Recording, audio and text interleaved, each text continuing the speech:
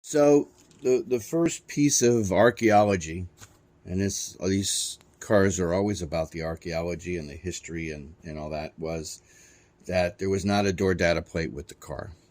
But fortunately for me, previous owner had a copy of the original registration owner's card that's filled out, hand typed at the dealership. And so this is a very helpful marker for reconstructing the door tag, because you can have that reconstructed by several different vendors in the US. As long as you have the information that you want to go on the door tag, it's going to be available and you'll be able to get a reproduction of the original door tag. So I felt very comfortable that because I had a VIN at least one place on the car, and that the VIN matched this, plus the other registration information that came with the car, that this information was fairly accurate, except for one piece of information. Now, I know that based on the history that the car has been restored in the mid-'80s. And so what was interesting to me, and still a mystery, and I may have to track down the original owner to find out, is this code 22 basically is an all-blue interior. But the car, as it came to me, and as the history came to me, is Caspian blue on the outside with a two-tone white and blue interior and a white top, which would be D2. Now, in asking people in the forums and such whether these have ever had errors on them from being hand typed at the dealership, the answer to that question is yes. So either one or two things is true. Either the car's interior was completely changed when it was restored in the 80s, and it originally did come from the factory with a 22 all blue interior, or this is a misprint for that particular code, and it really should have been D2 and not 22, and the car has had the white two-tone interior its entire life. I may have to track this person down, or their descendants, or their children or their grandchildren, to find out how the car may have originally come when they bought it. But this is a great marker to have if you don't have the door tag, to try to decipher some of the things about when the car was sold. Now, the other thing that's interesting here, that leads me to the next piece of archaeology, is that this is the date that the car was actually sold in Richmond to this person. So to me, in my mind, and I have not gotten any confirmation of this, it to me seems logistically unlikely that a car was actually built on the 10th of June in the Dearborn plant, which is F. Built, assembled, checked, wrapped up, put on a truck, transported to Richmond, taken off of the truck in Richmond the next day, and sold the next day. That seems unlikely, although it can, I guess, technically happen, but it doesn't seem very likely to me. So the next thing that I went to was date stamp codes on pieces of the car. And so that's where you get into things. There's a date code that are stamped into components that are produced off-site, brought to the assembly plant, and put on the car as it's going down the assembly line. So here is what I was able to determine. Now, obviously, the delivery date I have is June 11th. That's a hard number. There's no real question about that, unless somehow they printed this card before the car even got there. I guess it could be possible, but I don't think so. I'm going to assume that that's a correct date. The stamp build date on the car can, if the cars are running ahead of schedule, be off by a week or two from when the car was actually constructed. And here, so far, as I've deconstructed and torn the car apart, the dates on the items that make up the car. The steering box has a code of 5E14. E14, E is May, and so that's May 14th. The passenger fender stamp is the 15th of May. The A-pillar on the passenger side has the 20th of May. The driver's side door is the 26th, and the passenger side door the 28th.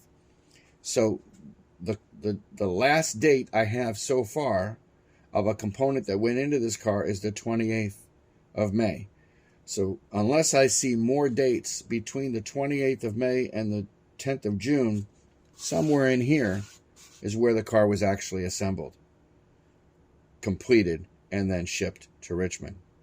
So as you look through some of these components and you look at these dates, by simply lining up the dates, you can get to what is as close, and let's say you didn't have any of this, and you could still get to where you know for sure the car was built after the last stamped item on the car.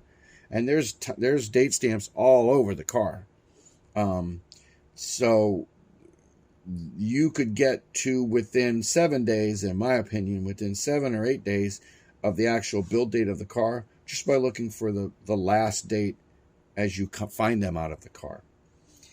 So I'm pretty sure my car was built the last couple of days in May, the first couple of days in June. That would have given them a week to get it to the dealership so that it could have been sold on the 11th. That's what I've come up with so far. If you found anything about your car, what would be really interesting is if you could comment below if your car is a 65 and you have a build date around that, and you found date codes after the 28th on yours or something similar to mine. It may be that your car was built around the same time that mine was, which is fascinating to kind of coalesce and find kinship in other owners who have their cars in the same timeline, who the cars kind of came down the line at the same time. So that's super exciting to me. And again, I geek out about this kind of stuff. Some people don't even really care when their car was built and they just say, that's my car and that's all I know. I like to, as I know that I'm reconstructing this vehicle, at least try to capture some of these dates so that the history of the car is not lost as these crumpled, mangled, non-replaceable components, non-repairable components, which must be replaced by fresh, modern versions. As those are removed from the car, those dates would then be lost. So if you are in a position to buy a car, this is one way that you can kind of track out the timeline of its inception to when it was actually completed and then sent to the dealership to be sold to the first owner. So that's, to me, just a little history lesson on how to kind of find this information for your car. Let me know in the comments if you found anything interesting about your date codes. If you found anything close to mine around this time of frame of that year, let me know. Because our cars could be cousins to each other, especially if they came out of the Dearborn plant and if they happen to be A Code GT convertibles as well. That also puts that group of cars in a very small company. All the records for 65 and 66, if you hear one story, they were destroyed in a fire. If you hear another story, they were purged deliberately by Ford to make room in their storage for the next set of records to come out. Either way, there is not a person you can call, give them your VIN number, and have them spit out all the information about your car, unless it had been previously registered. There are a couple of unofficial 65 and 66 registries online, and I'll put that information in the description of the video as well. So I hope this was interesting to you and helpful for you if you're looking at cars and you're thinking about buying a car. This will help you kind of determine whether you have something that's genuine as advertised. If someone's saying the car was built in June, but you have dates that you can see that are after that date, then that's clearly not accurate or correct, maybe by accident, maybe deliberately, you never know. If you've got a bunch of weird dates, if these are not 5s, and you've got a mishmash of different parts, if this is a 6, and that's a 5, and that's a 6, and you know that somebody has cobbled together a car, you want to find out why. And you want to find out the history. If someone's not willing to give you the history, maybe that's the car you may not want to pursue. So that's the information that I wanted to give you in this video. And we look forward to talking with you in the next one. And it's on to the next adventure.